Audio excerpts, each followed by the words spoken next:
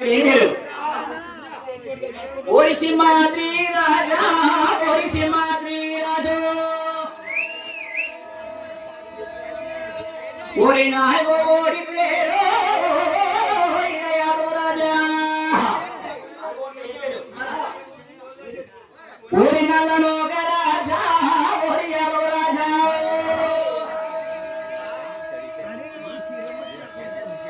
నాలుగోలు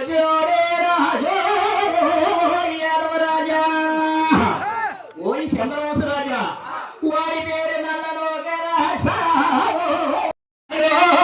చంద్రవంశం రాజు.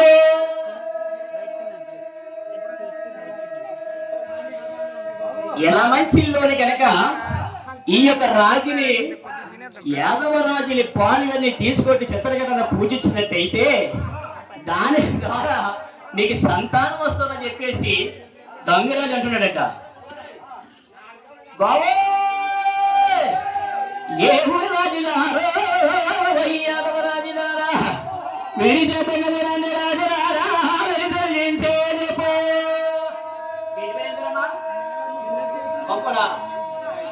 గంగా దేవి గంగోలు గంగా నువ్వు గంగా నీకు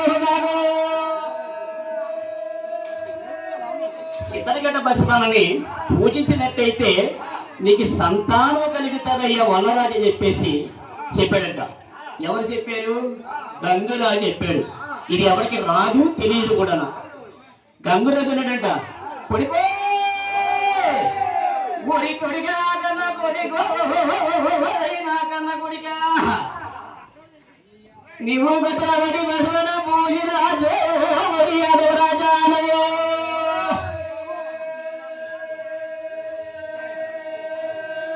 రెండర గోపాలనారా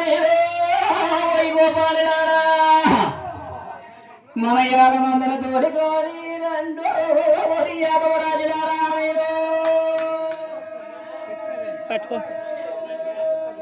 పాలు తీసుకొచ్చి పొట్టల్లో పోసారట. పొట్టల్లో వేసినప్పుడు కలిగి సంతానం వస్తుందంట. ఫస్ట్ సంతానం ఎవరంటే లేని ముందు సంతానం వచ్చినారు రాజు రాజా ఆయన పేరు సింహాద్రి రాజు మరి సింహాద్రి రాజు. ఒల్లి రాజు కొడుకు పేరు ఏంటారు? సింహాద్రి రాజు. యాదవ రాజులారా మరి కనగిరి సేవ యాదవ రాజులారా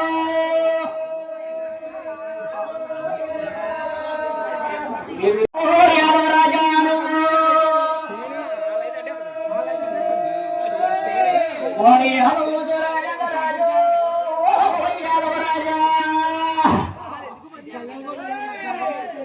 ఇది వల్ల రాజు కొడవో రాజు వల్ల రాజు కొడవో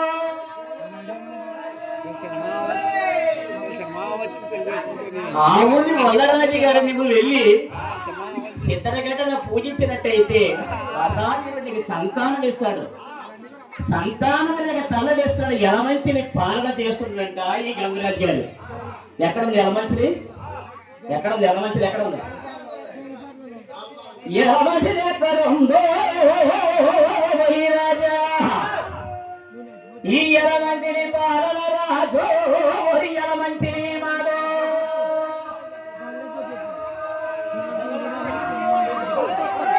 పని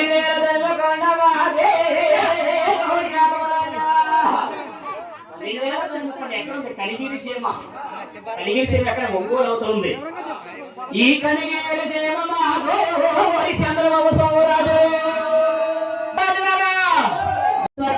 సంతానం కలిగితారయ్యా వనరాజు అంటే వనరాజు కావుడి గంగరెడ్డి కుమారుడు వనరాజు అయిపోయారు. పొడుగు వనరాజు సంతానం తలవిస్తున్న కనుక పశువుడి పేరు సింహాద్రి రాజు. రెండో వాడి పేరు పెద్దిరాజు. బాగా వినండి. రెండో పేరు రాజా